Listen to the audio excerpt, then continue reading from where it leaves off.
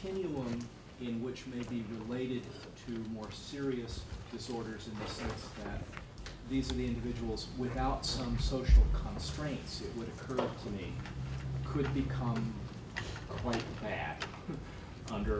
These could be the potential people who would be on Wall Street, who would run amok. And I wonder what your thought is on that. No, I agree. I think the extreme bi-strategic can be extremely dangerous, extremely alluring. Yes. And therein lies, I think, part of the danger, because they go into political positions, they run the country, and so on. Yeah. So I agree with you. I agree with Okay. you on that, absolutely. All right. Should Thank we you give so them much. a test before they run for office? Should we give them a test before they run for office? We already know we want bi-strategic interests. I demonstrated by running for office. Okay, well, thanks for that wonderful talk, Pat. That certainly helped set up my talk. I'm going to be talking about the evolution and the history of bullying and how we can use adolescents past to help adolescents today. There's two quick caveats that I want to get out of the way before I get into my talk. First, I'm going to be covering a lot of ground very quickly, hold for the last little while, but I should have it soon. So I want to start by talking about something that Pat brought up, which is, what is bullying? Defining bullying is actually not as straightforward as we might imagine. But bullying is typically defined as intentional, unwanted harm or aggression repeatedly directed towards a weaker or less powerful individual. So bullying is not aggressive competition between two equals. It's not when you have two dominant children interacting with each other. That's not bullying. It's also not sanctioned aggression. So I'm using this, it plays better in Canada, but when we have a really good team playing a really bad team and repeatedly beating and humiliating them, that's not bullying. Okay? That's a sanctioned form of aggression. Yeah, funny when you're on the winning team. The prevalence issue is where a lot of the bullying literature gets a little bit sticky. What does repeated mean? Does repeated mean happens year over year, same victims, different victims, once a month, once a week, once a day? So that's still a definition that's floating up in the air. So because there's these different definitions of how often bullying occurs, the prevalence estimates vary from about 10% to up to 60%. We see bullying in every country that we've looked at, and when we go to look at rates of about once a week, we see similar rates of about 10% of the population. What this means is, if you consider the number of adolescents in the world, 100 to 600 million adolescents a year are directly impacted by bullying. So who's doing the bullying? This is some data that some colleagues and I got from 12,000 Canadian kids. We looked all across the country. And what we can see, first of all, is that boys are doing a lot more bullying than girls. Boys are victims more than girls. Boys are bullies and victims. We call them bully victims more than girls. For both, the peak for bullying is 14. And we think that's because two things. First, you've got puberty really revving and kicking into gear at 14. And there's also the big social change from middle school to high school. If we had some nice samples that didn't have middle school, high school distributions, we might see something different. But this is a big turmoil period for both social development and physical development for these kids. What does it look like when we look at individual children? Well, it actually looks really similar to antisociality in general, aggression in general, in that we see a group of children who start off at high levels and maintain high levels. Fortunately, they're the smallest group. We have a group who begin at relatively modest levels. Where's the laser pointer here? Here, and then desist after time. We have a group who are moderate throughout, and then the majority, about 41% of adolescents, engage in very low to no levels of bullying. Now, bullying isn't a heterogeneous or a homogeneous behavior. There's lots of different forms of bullying, and each of these is associated with its own cluster of risk factors. So when we talk about bullying, we're talking really about a lot of different kinds of behaviors. You've got ethnic, racial, religious bullying, which is kind of in-group versus out-group bullying. You have physically assaulting bullying. You have rumors, which include social isolation, indirect bullying. You have sexually harassment bullying. And you have verbally assaulting bullying, which is all including and extending onto the internet. Lots of outcomes associated with bullying. This is just our paper. I don't want you to worry too much about the individual variables, other than to know that bullies are associated with a wide range of different antisocial variables. That's not shocking.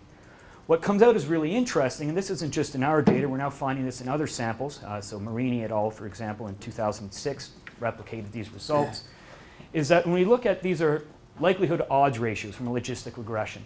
So a number bigger than 1 means you're more likely to experience this problem. So when we look at mental health, not surprisingly, victims are more likely to say that they have depressive symptoms, anxiety symptoms, psychosomatics. So are bully victims.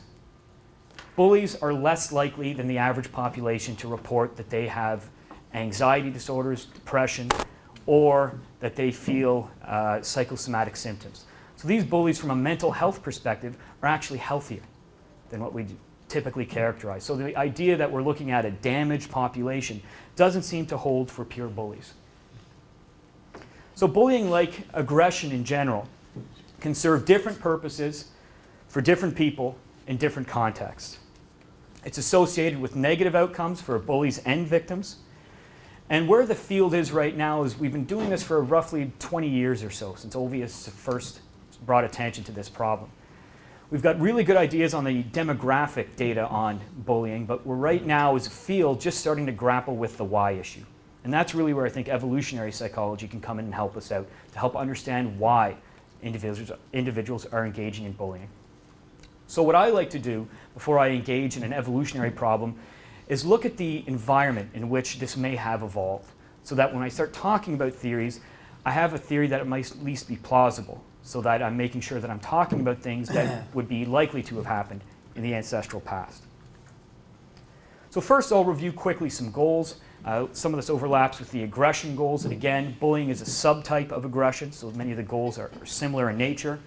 You can have long-term bullying goals, which is broadly speaking to build social capital. The idea is that you build other people, you get dominance that you can later cash in for mates, for resources, for social favors. You can also have short-term bullying, where you see bullying for very immediate purposes. I'm bullying you because I want to take that food out of your mouth. When you look at the ick, probably the most antisocial hunter-gatherer group ever studied, they demonstrate this in abundance, where they would literally bully food out of other people's mouths to get them. So it's a very different kind of goal, and we're talking long-term, short-term outcomes. You can bully to get mate access, either bully people of the same sex or the opposite sex to knock off competitors or to coerce the opposite sex. And you can also use bullying to foster group cohesion. This is classic social psychology, where you have bullying an outside group promotes solidarity with inside the group. And we can see for each of these different periods, different groups that are representative of them. The next thing that I wanted to do is look at some of the ecological factors that might be associated with bullying. And this is based on a paper that my colleague Joe Camilleri and I have submitted. I want to start off by saying that I don't think that these categories are perfectly neat and perfectly clean. There's no overlap. But instead, what I wanted to do is look at different environments and see how they could relate to the different forms of bullying that we end up seeing in today's children. So the most familiar is probably direct aggression. This is direct hitting, direct verbal assault. This is based on the aggression literature that we can see going back probably hundreds of millions of years as an adaptation. When you have aggression that's done repeatedly with a power differential, you've got bullying. So it's likely that this is a very ancient animal strategy. We see it in all kinds of different animals. Wolves are famous for their social hierarchies, but they also repeatedly pick on the weakest member of the pack, often driving them out. Frodo, the chimp with Jane Goodall, is infamous for being a really severe bully to the rest of his troop. Chickens, the pecking order is literally where we get that from. Chickens pecking each other to reinforce their dominance.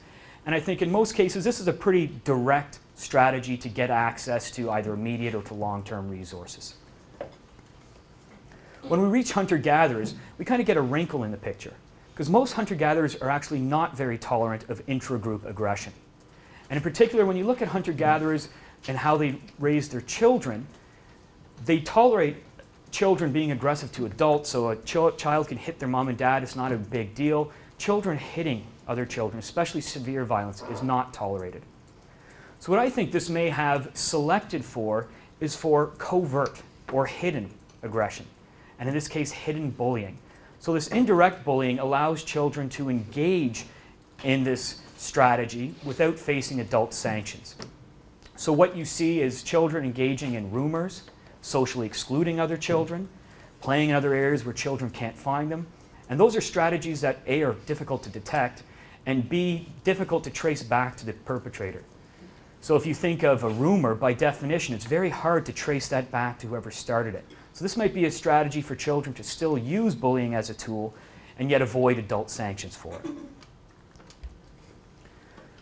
I separate agriculturalists from hunter-gatherers because, on average, this certainly isn't always true, but generally speaking, when we see hunter-gatherers settle down into agriculturalist societies, we see a stratification of the society, increase in male-male competition, and often what you see is that as the men gear up to compete with each other, they're worried about winning those big competitions. They're worried about staying alive. Gender equality starts to slide to the side. So we see increased chauvinism in these societies. And I don't think this is the only case where it could have evolved, but this sort of environment might have been conducive to demonstrating to adolescents that using sexual bullying is a good way of getting what you want. The adult Yanomamo may go and actually kidnap a woman to use her as her mate. The adolescents may be learning that maybe I can use my bullying tactics to drive her in as my mate versus somebody else. I can use my bullying to drive off competitors. Now, where I think bullying takes a really big left turn is when we see the advent of civilization. I'm a big believer that human evolution did not stop at the end of the Pleistocene 10,000 years ago. I've published data showing that infant mortality rates and child mortality rates remained steady at about close to 50% for virtually the entire globe until about 200 years ago. So there's certainly been a lot of opportunity for natural selection to work, and I think one great example of that are psychopaths. Make a long story short, psychopaths are the ultimate cheaters. And I feel that if they were in hunter-gatherer groups or in agriculturalist groups, their extreme antisocial behavior would get them either exiled or executed. And the few examples that we see in the hunter-gatherer literature seem to support this. Instead, when you have civilization, you now have a degree of anonymity and mobility that lets psychopaths move around that they couldn't have before. And what this means for bullying is we now may have groups of children, or a group of particular children, who engage in bullying not just as a goal, either long-term, strategic, mating, etc., but as a simple byproduct of the fact that they don't give a damn about other people's feelings. They have no demonstrative empathy. So they're not engaging in a purposeful strategy to bully people. It's a byproduct of the way they go through life, which obviously has important implications for intervention. Other things that start to happen when we see civilization is we see a loss of kin networks. This is really important because if you're in a hunter-gatherer group and you start bullying the other kids around you, well, chances are you're bullying your relatives. And there's going to be a fitness cost if you really start driving down the fitness of your relatives through bullying. When you're dealing with a bunch of neighbors who aren't related to each other, that cost, that kind of brake on evolution, starts to go away. You also lose the interdependence that you see in hunter-gatherer groups. And that if I bully you repeatedly, chances are that when we grow up, I'm going to have to rely on you in some way, shape, or form. In civilized societies, that interdependence goes away. Children don't have to worry about upsetting the boy next door because they're not going to need him in 20, 30 years. On top of that, there's an increase in the competition for specialized adult trades. Hunter-gatherers compete broadly to be the best hunter. It's an open competition. Civilization, you're now competing to be an apprentice. There's one apprentice position. It's do or die, no points for second place.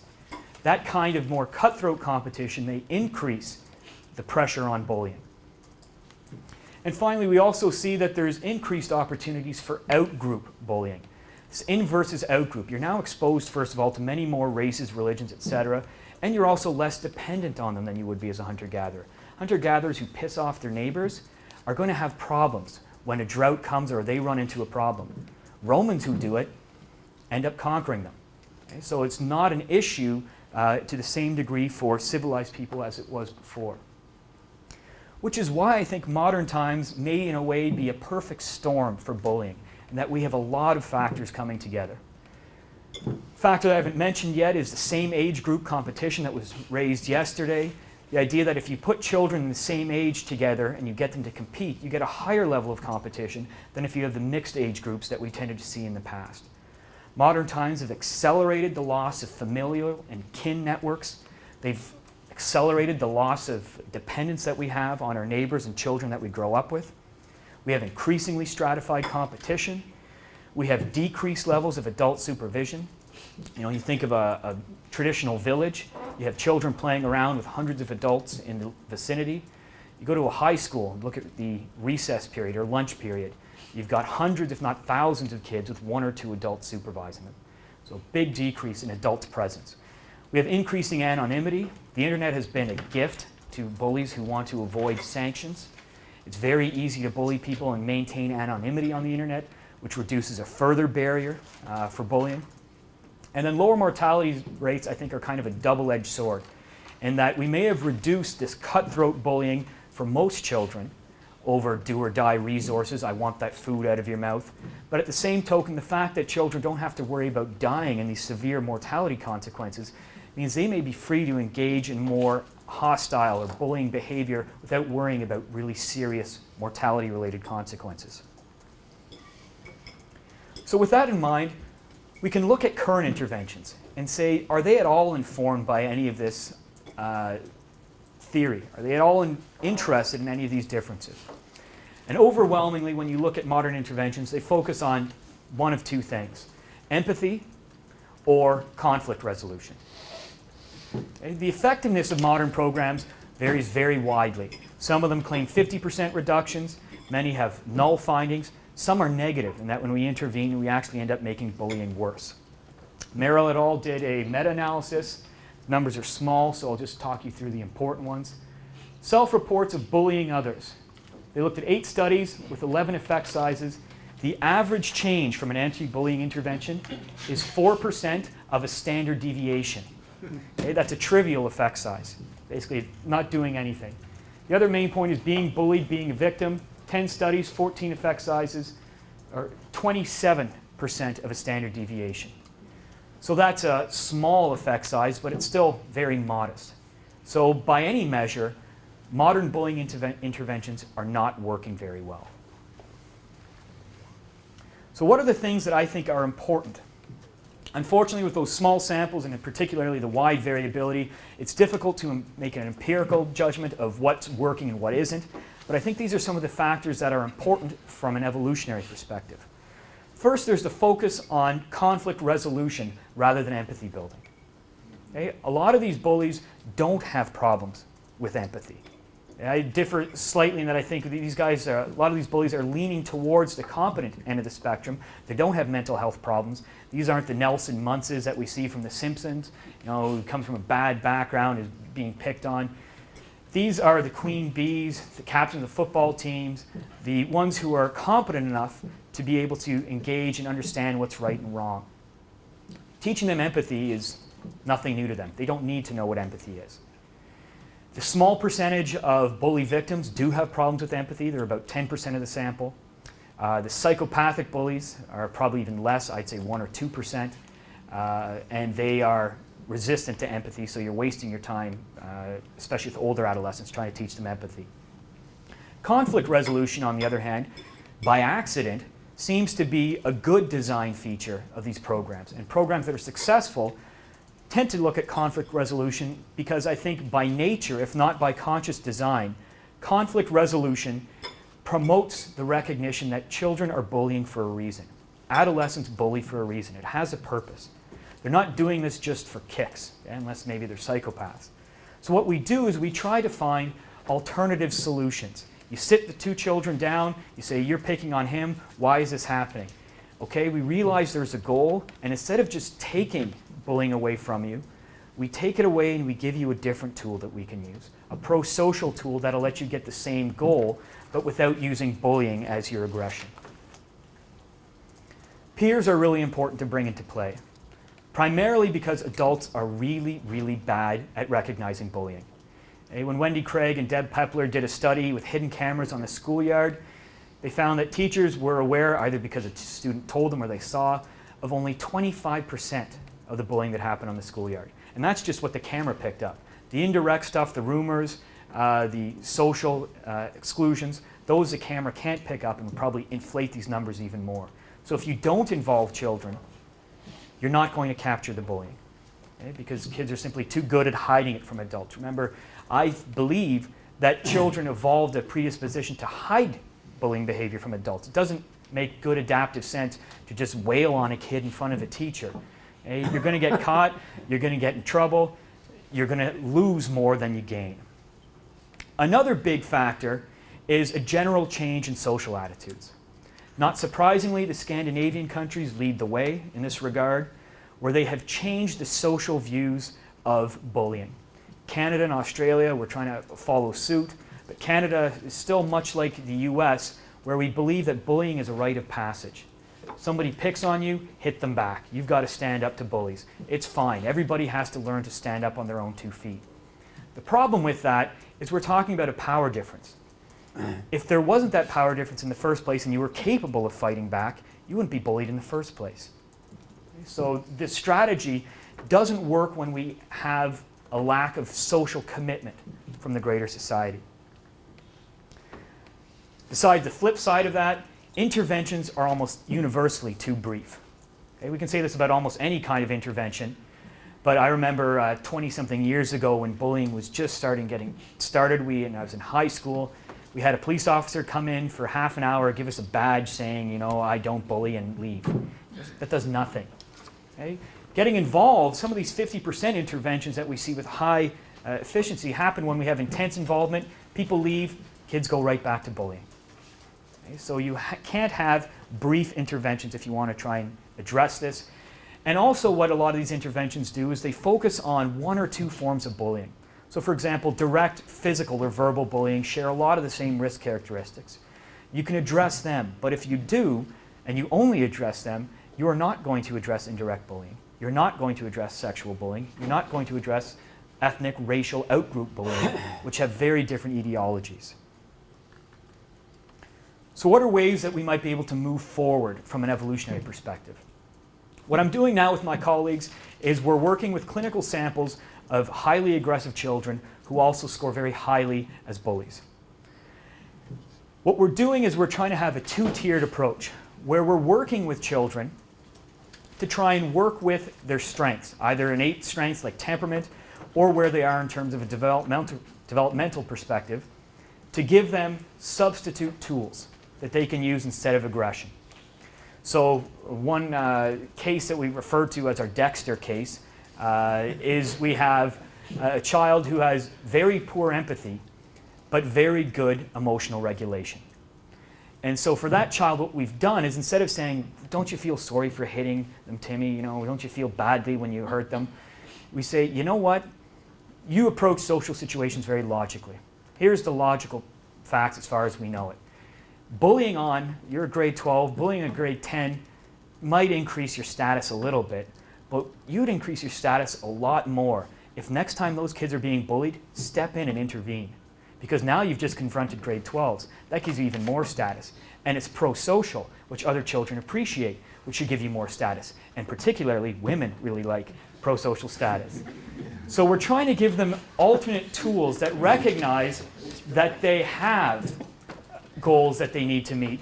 And what we're trying to do is give them tools that are appropriate. Instead of simply saying, you can't bully, it's wrong, you should feel ashamed of yourself, we're saying, here are some better tools that you can use. Tools that are suited to you, for your form of bullying, for your particular situation, for your resources.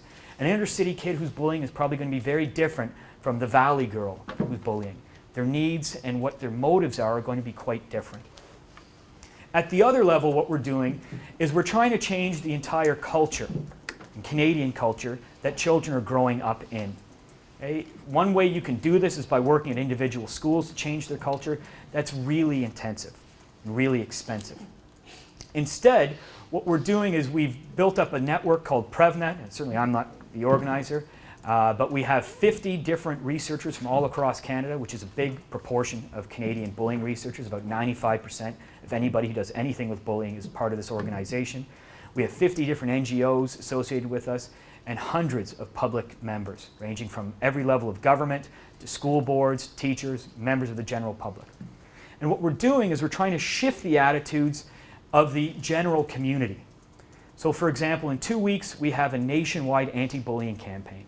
And one of the things that we're really proud of is we've gotten the Disney Channel on board to change their entire week's worth of programming to send an anti-bullying message. As somebody who has a 7-year-old daughter who loves Hannah Montana, Sweet Life of Zack and Cody, anybody who works with young kids will know that these are the shows kids watch, and Disney has agreed to broadcast anti-bullying messages for the entire week on that channel. We have local networks who are also getting on board. So it's a way of changing the culture's approach to bullying. Because these, I think, are the 3 take-home lessons that hopefully I'll have some data to hammer home on shortly. But I think from a theoretical perspective, these are kind of the value-added take-home lessons. First, bullying has a really ancient history and a very varied history. And Jay gave a really nice metaphor when we were at dinner a couple nights ago, that child development is kind of like a path going through gravity fields, and that children tend to gravitate in one direction or another. Bullying very clearly has a strong gravitational pull. We see it in every culture. We see lots of children doing it, 10% for the high level of bullying. So it's very clearly something that has a strong pull. We see that short interventions aren't enough to break this pull. So I think if we're going to have interventions, we need to have long-term interventions. This is not something that you can fix quickly. Next is what evolution excels at, is telling us why. Bullies aren't doing this because they're Nelson Munces who have no social skills and they're emotionally depressed and so they're taking out their rage on other people. They're doing it for a purpose. They're doing it to achieve certain goals.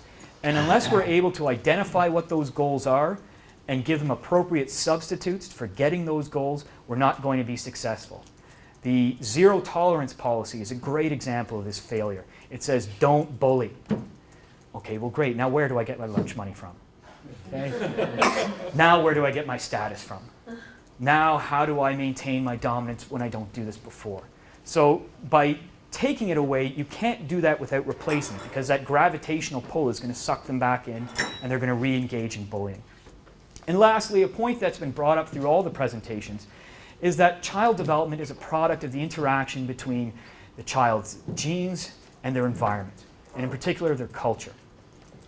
A lot of the medical model has assumed that we tell children, for example, zero tolerance, stop bullying.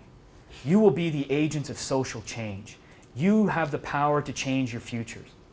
That's expecting a lot, I think, of adolescents. Adolescents are designed to be sponges for their culture.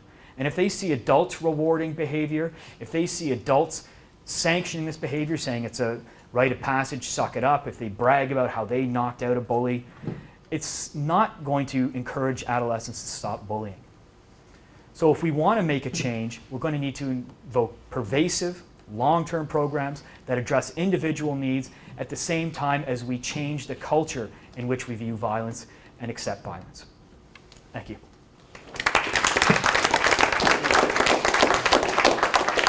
All right, so questions? Carol and then AJ. Yeah, this is fascinating and very exciting. So that's the good news. Anthropologists would take severe exception to the use of the word civilized. You need to operationalize what goes in there, and you made a whole lot of assumptions that are really very interesting, but I think what you're doing would be ramped up to a whole other level by making very clear what are the conditions that you're Sure. talking about. So mobility, et cetera, and because then we get into this kind of primitive, Oh, absolutely. I Civilized. plead ignorance, and I'm happy to learn better terminology. Yeah, but also because I think it would really help Absolutely. analysis. The other is that it's really interesting. We're talking about all the bullies, the folks in the upper right-hand corner of that chart. What about the victims? Everything is about bullies, and they're almost like a latent category. So I'd be really interested what you think about that. Victims, I mean, bullying is, there's a lot you can talk about in terms of bullying. One of the really neat things that I love because it shatters the medical model, and it really actually threw me for a loop initially. So when you look at the risk factors for victimizations, one of the risk factors for victimization is not drinking enough, okay? Which goes completely against the medical model. We always think alcohol is a risk factor. Not drinking in this sample is a risk factor. The reason we think that is not because drinking is protecting you from being a bully, you get aggressive and you're a great fighter or something. But the idea is that children who aren't drinking, in Canada, the legal age is 18 for drinking, so we see younger ages are not engaging in regular social events. So these children are absolutely being isolated. From an evolutionary perspective, victims have kind of gotten the short end of the stick because they are more passive in this process. I mean, there may be ways in which they're not learning appropriate social skills, but it's easier to look for adaptations in somebody who's doing on the doing end rather than the receiving end. Can you imagine that, just since you're really working? Well, one of the things that I can actually, that I'm actually thinking about from a victimization point of view is that the intense issues that we see with these children, as Pat was talking about, these kids who are kicked and bitten. Wendy Craig has a heartbreaking video of this little kid who's being kicked by 6 other kids. They kick him, throw him down on the ground, kick him. The kid finally gets up to his feet and staggers away. What does the kid do? Goes right back to them. Because being a victim is better than being alone. And he goes right back for another round of beatings. One of the things I think that might be happening is a mismatch between past environments. And certainly you're right that I could look at more variabilities like mobility and maybe do a more refined analysis, which may mean that children are not adapted to dealing with these really high levels of victimization. We're throwing them into a really intense scenario where in the past you used to have siblings who might look out for you, parents who look out for you. I grew up with 7 older brothers. I wasn't picked on. Okay? So in the past, when you had cousins and siblings going together, you had adults monitoring, I think children may have been less vulnerable, which means they might not have evolved the capacity as victims to deal with these kinds of situations. I mean, it's a very poor solution that when you're being kicked and beaten isn't to go back to the group. So it seems that children are not equipped for this. That would be my best explanation for victims and why they're engaging in it, is that I don't think kids are as prepared as they ought to be victims. I'm glad to see mismatch mentioned. I actually have 2 comments. One is very brief. I just want to update your examples on animal bullying. A lot of the early work done by Conrad Lawrence and others on wolves who kind of glorified this violence a little bit was dealing with captive groups that were not genetically related. More recent studies on the natural social ecology of wolves indicates their extended families, the degree of aggression is nowhere near as severe, and they're more like human hunter-gatherers, you know what I'm saying, in terms of being kin, that they'll do this kind of thing. But a lot of the early work was done as captive chickens, captive wolves. Well, I was referring to David Meach's work with in the Michigan island and in the Arctic. Typically, the bullying is really mostly directed towards the weakest member of the pack, who's often an immigrant. Yeah. So, but it's certainly point taken. Yeah, okay. The other thing is the other comment I was really glad to hear, because a lot of people are just stuck on this Pleistocene thing. And anybody who studied the so-called primitive society, you're not allowed to call them that, but hunter-gatherers, whatever, small-scale societies, let's say, it's really clear that a psychopath cannot exist under those conditions. And psychopathy must have evolved subsequently in more, a larger scale, highly organized, well, not allowed to say civilized, but yeah, civilized society. Well, what civilized used to mean is urban. Right, urban might be a better way of Just framing large. it. That's the original. Large, yeah. Civilized. Large. Okay, we have 2 questions over here. I guess in hearing your talk about bullying specifically and some of the adaptive functions of bullying, it reminds me a lot of the distinction between proactive functions of aggression. You mentioned the need to focus on functions versus reactive. Proactive aggression is being aggressive to get what you want. Reactive aggression is this aggression in response to things, and it's usually associated with getting really angry, going ape crap, that is. Mhm. Now, literature in that field says that proactively aggressive kids aren't doing that bad. I mean, they have somewhat higher rates of delinquency, but in terms of every other aspect of mental health we've looked at, they're okay. It's only the reactively aggressive kids who have a lot of problems with ADHD type symptoms or rejected. They are probably, even though there's not quantitative evidence in that, they're probably also the school shooters too. I'm gonna just put that out there as a possibility. So I wonder if focusing, I mean, so my question, I guess, is if we're taking an evolutionary perspective, it sounds like we're taking an approach to explaining proactive aggression. I'm going to put forth that maybe that's not the worst type of aggression we have. And what might you say about the reactively aggressive kids? Well, first, a nod to Pat that we want to make sure we're making distinction between aggression, which is a more general category, and bullying, which is a subset. The bullies who are more likely to bully reactively, reactive bullying, my colleagues at Peter Marini who study them, are the bully victims. And they have the associated mental health risks that you can see. And kind of this is just my sample, but in general, samples are showing that bully victims tend to take the worst risks from both victims and bullies. So what you see is individuals who are employing this in a negative strategy. Now, being reactively aggressive is not always a bad thing. If I'm sitting on the bus with my kids and some guy starts really bugging me and poking me and I react back, that's not necessarily a negative function. Where it tends to be a negative function, I would guess, is when it's happening too often. And that's, I think, due to a learned pattern behavior predominantly in the bully victims. So when we're talking about proactive, we're mostly talking about the pure bullies who don't have issues with victimization. Okay. And then Jerry, and then Dennis. A very quick, specific question on your meta-analysis slide. The most significant effect size, around 3.6, 3.7, was a negative. There's something to be learned there.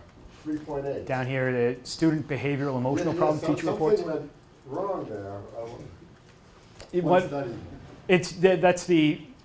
That's the issue here, and this is with bullying. It's a young field in that we're just starting to get involved here. You can look at, I mean, when I first looked at this, I thought, oh, well, it's good that self-esteem, a whole standard deviation up, but it's one study, right?